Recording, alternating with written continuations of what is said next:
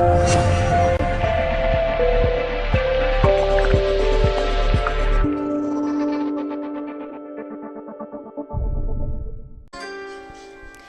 morning, everybody, and welcome to our episode 7. Yes. Yes, today is October 19th, and a beautiful Saturday. It's a beautiful day out here. It is. Thank goodness. Like the humidity is dying down a little bit. Yes, thank God. It's I'm weird so in happy Kuwait with that. when it's humid, right? It's miserable. Because everybody always says it's dry heat. I'm like, Yeah. It's 130 degree dry heat. Exactly. But I'm happy to report it has cooled down a little bit this week, Yes. right? It feels nice. It does. I was even telling my I'm mom ready for it last to night, continue to go down. 'cause she was complaining that she was cold in South Carolina. She was cold. And I was saying, and I went and sat outside to talk to her, and I was looking at the temperature, and I was like, but it's 90 degrees, and this was in the evening, but I still felt like it felt really nice. It was like a Yeah. 90 pleasant degrees. And it just recently got cooler there, right? In South Carolina? Yeah, all of a sudden, yeah, it got cooler. Yeah, so I'm definitely happy with that. I just want it just to continue to go down. So, Me too. yeah. So what's going on? Tell me. No, I was just thinking, as everything kind of comes together. Of course, like, this is kind of our experiences here in Kuwait, but also as expats, right? I Right. mean, we're walking that, 1 foot in one side and 1 foot in the other side, right? So, like, one thing that I find occupies my mind a lot, and I know it occupies your mind because we talk about it all the time, is you kind of note differences, especially when you're first coming here, right? Right. You note differences, and then you start to reflect on them, and then you start to challenge them maybe, or maybe holding them up to what you simply have always accepted or adopted to be your own beliefs or Right. culture. Sorry. And one thing that popped up for me was, like, had read an article recently, and I also heard it on a podcast. So it kind of hit me in two different places, Okay. and it got me thinking. I like it when you think. It's nice to think, isn't it? It is. So, but it always, you find, like, don't you find that some things pop into your line of vision, like just when you're thinking about it, then something will come up, and it's like, whoa, I was just thinking about Yes. that. So there was this study from a long time ago that was done in Harvard, evidently, which at the time it started the study, it was all men. So it was based on men. And the study went on for 80 years, which is, like, really That's long a long time. study. Yes. And that started off the study. researchers have passed. Yeah, and the now research is gone, and new people Right. took it. But it actually did happen like that. Okay. And it kind of changed, and it morphed its focus. But in general, it started off with general wellness of, it started off related to business, with who does well in life. And why do these men, or, thinking about hiring managers, why are they successful, basically? Okay. And it paid attention a lot to social health. And one question that they kept up, like, throughout the decades that they were doing, one question to the men was, who would you call in the middle of the night if you were sick or you were scared? And it turned out that the men who had someone to turn to were happier in their whole lives in general, and they were happier in their marriages. But, I mean, that could maybe be expected. Yeah. But it also found that those connections, if you had those connections, that those men were actually physically healthier too. Okay, so you're saying that the ones that had someone to call were the people that physically were healthier and in all aspects? In all parts of their life. Oh, okay. Yeah. All right. But the interesting thing is it wasn't just, of course they're going to probably be mentally and emotionally healthier because they have this connection. We're not talking about their spouse. So they had this outside connection. Oh, okay. They found a correlation that when they had those closer, warmer relationships with other men, that they actually lived longer, and they developed chronic diseases, which they would expect people at the certain age, the middle age, to Right. develop. They developed those diseases less often. And it also found that the men So the outcome of it was that men, and assuming women too, but just assuming women because it was all men, that had stronger social relationships were 50%, they had a 50% lower mortality rate. And that the people that had weaker ties, there was a greater risk of death. It was a greater risk even than if they were totally inactive or obese. Okay. And this was for the women.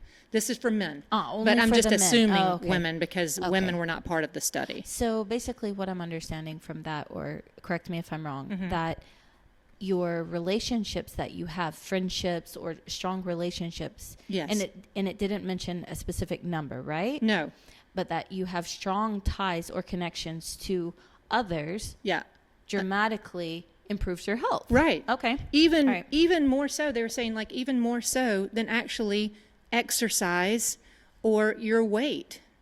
So that your social connection, and of course this again is looking at men, and men having a deep emotional connection to other men was even more powerful in a lot of cases than just being physically active or being the correct weight, whatever that is. So what I take from that then basically is that a healthy psyche, pretty much, Yeah. almost, it's more important than healthy Body. physically, Yeah, just- or right? It's Right. that it all comes from the mind, right? Right. Okay. That And- makes sense. I would agree with that in a way. Yeah. To me, I mean, that it makes sense. sense.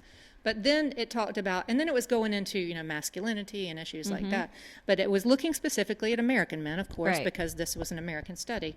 And it said that in the past, that the men that they interviewed had said that their wives were the ones who were responsible for all of their social activities, pretty much. So that if We have friends, and it's because my Yeah. wife found a friend right, for me. exactly. And if you Really? think about it, like they have friends and they did social things, but probably because the wife organized it and stuff like that. And a lot of the men were saying like if their wife was like traveled or something, that they were kind of like hermits.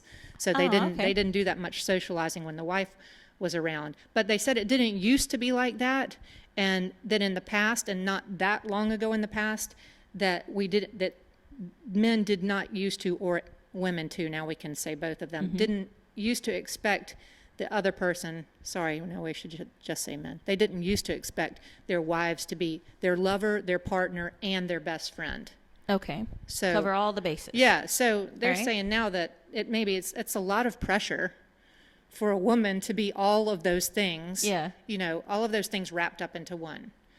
But that was not the case, just like it was not the case in the most recent and not too far off past in the U.S., is also not the case in a lot of other countries. Okay. So, So that study from Harvard was specifically for American men. American men. Okay. It was about the loneliness of American men. Okay. So then I started thinking about Kuwait and my husband, and how that was kind of odd for me when I first moved to Kuwait. It was kind of odd for me, and you probably, I'm sure, you see men a lot of times, not a lot, all men, but you'll see very close relationships with men here. And then I started thinking about the Dwania. So Oh, you're meaning men with men. yeah. Yeah. Then I started thinking about the Dwania, and the Dwania is it comes from the word, this is what I understand now, it comes from the word diwan, which means a gathering, and, Okay. and originally it meant the gathering, or linguistically, it meant the gathering of like poems in a book. But then it started way back in Kuwait, I think somebody was saying around 250 years ago. Oh, wow. Okay. And that it started off the Dwania as a sort of a gathering of men, because Kuwait used to be a buying and trading center, as people Right. passed Yeah, through the that's right. area. So it started off with a business or a trading sort of bent to it, and but then later on it changed into more of a political thing and the social thing that it is now. So now it is mostly that men are gathering together, and it could be for different reasons. For example, a man might go to several different duanias during the week. Maybe one of them is related to family and extended family, and maybe another one is a gathering of, friends from high school and whatever, people they've grown up with. And then another duania may be simply, related to politics and business or whatever. So, but anyway, there, and as you know, I'm talking because other people don't know. Right. But that these duanias, and my father would go to my husband's with him sometimes, and my husband's older brothers with him sometimes, a gathering of men that get together, and it's just like a social gathering, and talking and having tea and having food sometimes, and just a general gathering and sort of a community type building thing. And now even some women are having them too. Oh yeah, I was going to mention that. Now it's very popular for women to have duanias as well. Yeah. So I love that. It's kind of built into the fabric of and perhaps other countries too, they have some sort of traditional kind of community type building thing. But what do you think, Donna, do you think, like, I've thought about this before with marriages, like, do you think that it's really a healthy thing for the spouses to be everything to each other? Like, do you think that your spouse should fulfill, partner, lover, best friend, all of that in one? Or do you think it's healthier to have some of those needs met by other relationships in your lives? I don't know if you will agree with me. Okay. But I do think that it's good for your partner, whether your husband, your wife, or your wife, to be to cover those different aspects, whether it's your best friend, your partner, your lover, your confidant, everything. I do like that, but at the same time, I think that it is also very healthy for them to also have external relationships, right? I mean, to have a best friend, to have someone close with, even if they're close with someone in their family, whether brothers or sisters or, right. But I think that would be also for everyone. Even, I would say even for children to be, they're really close with their mom and dad and their siblings, but at the same time, it is healthy for them as well to have a friend, Sure. Not necessarily tons of friends. I'm not a huge believer in that you need tons of friends. Give me just a really good couple of friends, and even True. one, and I'm good. Right. But I don't know. I think that it would be, I think it is a healthy thing, but don't be too dependent, every single little thing on that person, because that person is also human as well and can only provide so much, that.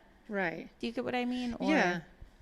I think my thoughts about it have kind of changed over time. Okay. Because I think that I used to think, like when you're first married or when you're young and married, maybe that there's a lot of that romantic idea of a marriage, and not saying you, but in general, that you have this sort of romantic idea of the marriage is that, my partner is my best friend, which I'm not saying he shouldn't be or she shouldn't be, but my partner is my best friend and I'm going to spend all my time with just that person. But then I think in some ways it could build like stress in the relationship if you're expecting, men and women are different, right? Yes. 100%, So, yeah. So like if you have these expectations of your husband to, why doesn't he get that? Why doesn't he understand that? Blah, blah, blah. Why doesn't, whatever it is, it could put stress on the marriage because you're not ever necessarily going to get somebody who totally, gender lines who would totally get it, Yeah. So I think that it alleviates some of the pressure on a marriage to have maybe, it doesn't have to be a bunch of people like you said. That would just depend on your personality. But if you had some other kind of support system, one good friend that you can turn to or whatever. And I think even maybe more so with men because, and this is another part of the study, it was talking about the unrealistic expectations or not even expectations, sort of definitions of what masculinity is in the U.S. All right.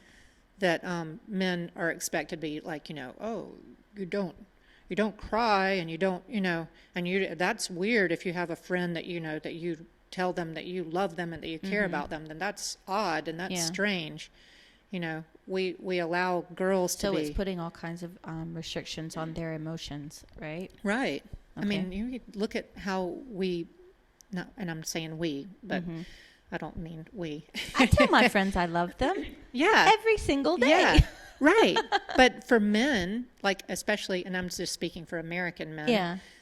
You don't usually see that. I'm sure that now, guys, caveat Like, here is that I love there's you, man. some that do that. Yeah. They have to be like, yo, bro, I love you or whatever. Yeah. Like it has to still have that kind of feeling of Right. masculinity to Yeah, it. true. But like even with kids, like a lot of times when we parent little children, we'll say, be a big boy, don't be, cry, yeah, right, hold it in, Don't be a wimp right. or a sissy. Toughen Sorry, up, that's yeah. the word. Or what everybody says like now, like man up for the Yeah. older, Yeah. older boys, like man up, don't, Yeah. Well, men have feelings just like women do, but I don't think there's anything wrong with a man crying. oh, That's not just my either. own. I don't know. That's my thing. Of course. I think if anything, it shows how manly you are. To be able to be in my touch view with your of it. feelings. Yeah. Yeah. I think there's nothing. I mean, I'm not saying sit around and cry for anything. Right. But Not watching soap operas or Yeah. something. Yeah. crying at the end of Game of Thrones. Yeah. No, but for me, crying, I think, you're being vulnerable and you're showing your true emotions towards something. Right. So for me, I don't know. I think it's actually a powerful thing when a man Oh, I does definitely display his do. emotion and Because cry. as much as if they're trying to mask it, they're still having those feelings. They're just Exactly. bottling Yeah. them up. And that leads to being unhealthy. I think there's a quote that says like the feeling that does not express itself in tears causes other organs in your body to weep. Oh, That you will create disease Right. in your body somewhere if you're not letting your emotions out in a healthy way. Like, well, that reminds me, something I read before or I heard, and we've discussed this before, like they say that depending on the kind of illness or sickness that you get, for example, if you get like a throat infection or something like that, they say that it stems from you're holding something in as if like there's something that you're wanting to say, but Right.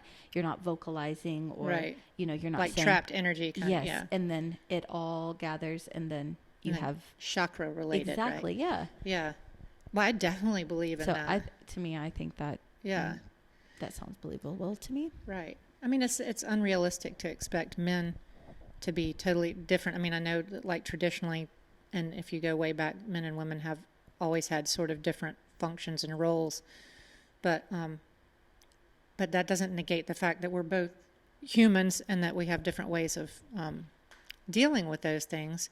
But it needs to be expressed for both genders, and it needs to be acknowledged for both genders, and there needs to be support systems for both genders. It's not fair to expect a man to just man up and deal with all the stresses that he has to deal with in his life without any sort of outlet. And I feel that now there are probably a lot more stresses, I would say, Yeah. than there were way back in the day, right? Whenever Right. the man would just go out he would work, come home, expect his food, everything, and then it was just like a Yeah. cycle, a routine. But now life is so different than it was, 40, 50 years ago? Maybe or even less longer than that. Yeah. It's different. I mean, they have a whole different, different things that impact them in their lives today that didn't before. And on So- top of that, like and it had even talked about in this article about how life is so isolating now in and of itself, is that, everything's in social media. And even a lot of times people will choose, instead of, even something as simple as like going to the movies, which can be, can make you feel a little bit of community. Now people maybe will tend to, say, well, I'm just going to sit home and watch that on my computer or my, Right. my television. I'm not going to go out. So that there's like built-in isolation. People are just sort of withdrawing. And that's isolating for people too. I mean, it could be really, and especially think about if you live like in a big city, and a lot of times, and I've lived in a couple of big cities in my life, that you can be like, it can almost be more depressing or isolating feeling to be around millions of people and have no connection to them whatsoever. So that you're going Yeah. about your busy day from the subway to your picking up food or whatever and going to your apartment and sitting in your apartment while there's millions of people buzzing all around and nobody is really connecting. Yeah, that's true. Or nobody knows you. It's weird because, I mean, the world now is at your fingertips. It's Right. completely different. I mean, everything's available to you, but yet it's like everyone has started to Withdraw. Exactly. Yeah. Yeah. It's like the more that's offered, then the more they're kind of just like, going into their little shell. But like before, the lesser amount of things that were available, the more people were more active, They had to go out and Yeah. had to interact. Yeah, Which I hope that tradition continue, and I think it will here, that will continue to be part of life here. And I always say that to young people that I deal with here, is that, keep your traditions alive. I mean, there are some aspects of globalization that are good, but then there's some of them that are not so good. I mean, I'm a firm believer in everybody should keep their culture alive, but Listen, this is, I don't know, this just, listening to you say that and talking about how we have basically become like recluse, right? yeah. Okay, this is something I saw yesterday, and so I'm sitting in the living room and I'm flipping through the channels, and I came across an old episode of Seinfeld. Okay. Okay. And you know how at the beginning of the Seinfeld episodes, Jerry Seinfeld, he stands there and he's doing one of his stand-ups. Yeah. You know? Yeah. Okay. Now, I'm going to try to say it as best as I can Okay. remember. Okay. So, but it was very short. It only lasted for about a minute. But he talks about how he was standing there talking to the audience, and he said, "Did you notice how much we live for going out? Everything is about later, or what we plan on going out." Mm-hmm. You know what I mean? Mm-hmm. We go to work, but then we're planning on, we're going to go out that evening, or we're going to go out this weekend. Mm-hmm. And then you plan on what it is that you're going to do, and you live in the idea of going out. You have your clothes all picked out, your cologne, you get all dressed up, whatever. You have your reservations, everything is set, your friends you're meeting, whatever. Then when you get out and you're actually out, I think I know where it's going. all you're thinking about is getting back home. So it's like everyone is, and this was an old episode, Caroline. This was, they're old. Yeah. But to me, it like made a lot of sense. He was like, and he was talking to the audience, and he was like, "Well, congratulations, everyone. You are out right now. You are all out. Right. You're out, you're dressed up, you're whatever." But then he mentioned, and it just, to me, it really, it was like, it was true. Mm-hmm. He said, "But I bet all of you are now thinking about when you're going home." Right. And so it's like we're constantly, and even though it was funny and how he was saying it, it was Yeah. really humorous. Because it was but true, right? It was true. It was so true Mm-hmm. because it's like we're constantly living for what's coming. Right. And it's like we're not actually being fulfilled, or I guess you would say also that mindfulness kind of thing of your present, Right. and being thankful for the situation you're in at that moment, where you are at that moment. Who are the people you are with, being thankful, being in their presence, Mm-hmm. and I don't know, it was very, very interesting, but it also made me think a lot about myself, because I know that, and I would think a lot of people would as well, I constantly think of the future, and sure. And sometimes Especially when you have little kids. yeah, and it stuff. definitely takes away from me appreciating and being thankful for that present moment, because we're not guaranteed Right. the next 5 minutes or Right. so. But it was just very interesting. And I don't know, whenever you said like people living in a city, but yet they're closed up, Yeah. but that to go out, I don't know, it made me think of what I saw yesterday. So But it is like, it is, so many different things of what you're saying. It's like you're always living for, I'm going to be happy when, right. I'm going to be happy if, I'm going to be, and so you're always rushing through the now to try to get to that point where you think you're going to be happy. And then time seems like it just evaporates because you're blazing through your present moment you're not noticing things. You're just trying to get through, and you're telling your kids, hurry up, Yeah. come on, hurry, and hurry. I remember saying that, to my kids, and I still say it to one of my sons now, and then I just have to catch myself, because I think that we can slow time down, our perception of it at least, if we can be more present, and we can just look around and hear things like, what am I hearing right now? What am I seeing? What am I missing that's going on around me? What am I missing by not really paying attention to what you're telling me right now? Right. Like, what could I pick up, and what could I learn from you as another person by just actually listening and then engaging with what you're saying, rather than thinking, oh my God, I forgot to buy so-and-so at the grocery store, and I need to get, Yeah, right. We're just always That's right, skimming yeah. the surface of life and not really going deeply enough to really enjoy the moment. And like you said, we don't know what's going to happen And in 5 appreciate, minutes, yeah. right? And we always say, oh, I want to, like, I want to exercise, go to the gym, or I want to take this supplement, or I want to do this, better health. But then For also, what? if you are in good health at the moment as well, Right. but then later you look back and you are like, oh my goodness, I was a good size Yeah. at that time. I was Yeah. healthy then. I felt good. And, Why but did it's I like listen we're to the not, people that said this yeah, or we're that not about me? appreciating it. We're Yeah. not, That's don't so know, so. true. It is so true. I mean, I think that's one of the biggest practices that we can all benefit from, is just being more present. I mean, I know mindfulness is the catch phrase, yeah, but that's what they're saying. But I mean, just if you're just more present, if you're just, say for a second, and I think that a lot of times, the panic attacks and people have, and anxiety is like That's, like, through the skyrocketing. roof Yeah. right now, right. And I think, and I, when I talk to people who I have talked to who have those issues, is that one of the best practices when you're experiencing a panic attack is to really just, ground yourself in your senses, which is, I think, a helpful practice in general. But at that moment, when you're feeling that anxiety and that panic coming up, is just say, okay, what are 5 things that I can notice right now, that I can see, that I can really look at, that I can see the color of? Or what are 4 things that I can hear right now? What are 3 things that I can smell? What are a couple of things that I can touch? And when you ground yourself in that really physical, sensorial experience, it kind of it'll bring that anxiety down and that panic down.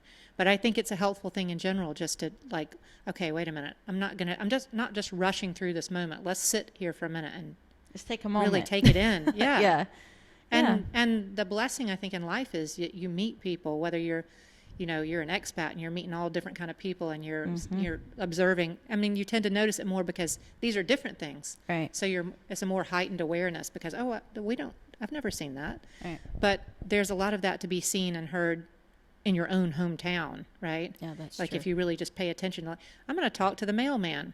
I'm going to talk, I'm going to talk to this person. I'm going to see, what their experience is, or, I'm going to be engaged in this moment. That's true. Okay, and so speaking about being mindful, Yes. we are going to take a little break right now. We're going to have our delicious Arabic coffee and our Italian sweets. These are these little cookies. They're called macaroon bouquet. I think, wasn't that what they were called on Yeah. They're just Italian macarons. Yeah, They were macaron. yeah. It's from an Italian. It's No from one a laughed really at nice Italian, right? A really nice, authentic Italian This- bakery here. Yes, So yummy. their cannolis are delicious. Yeah. I've never really been a fan of I cannolis, love cannolis. but theirs were absolutely delicious, especially Very the ones that authentic. have the candied orange. Orange peel. Yeah, that's the Oh, they're Sicilian very one. Nice. Yeah. Very, I got very some delicious. in the fridge if you want one. Those were tasty. No, I'm good. But no, these cookies are soft and they're delicious, and I'm really gonna take my time eating them and be mindful of how delicious really they enjoy taste. them and taste all the flavors. Oh yes, and so we're holding off with telling stories this time. Our next episode will definitely cover some stories that we've received from a few people, but we're gonna tie that in next week to a story time episode with some folklore from some different countries. Yeah, that's and interesting. so yeah, those of you that have sent in some stories, they will definitely be played on the next episode. And Looking forward well, to so that. we're episode 7 already. Again, we've said that, but Coming to a close. Yeah. Guys, everybody pass the word around. like and follow us on Spotify or Apple Podcast or what's the other ones? Buzzsprouts. Yeah. And YouTube, right now we have the audio on YouTube. Right. So you can like and follow us there. We will be coming up with different content for YouTube at a future time. Just a little patience, please. Yes, we're putting it all together. But follow us along in Instagram. We have an account that we post every now and then. And do images. let us hear from you. Our email is desertcoffeechats@gmail.com. Even if you would like to suggest some topics that you would like us to cover. Topics or questions. Yes. Like if you want, you want to ask questions. We can definitely do a Q&A episode if we receive enough Because enough people are always questions asking, like, and you always get people asking about, like, what's life there in terms of, like, can I get a job or what? How would it? Yeah. So, I mean, a lot of people have questions that maybe we could answer. Yeah. But definitely we want story content. If you want to write in and give us anything, we would love to hear from you. Definitely. So then, I guess that wraps it up for today. Thank you so much for listening. Until next time. Yes. Have a good Ciao. day. Bye. Bye.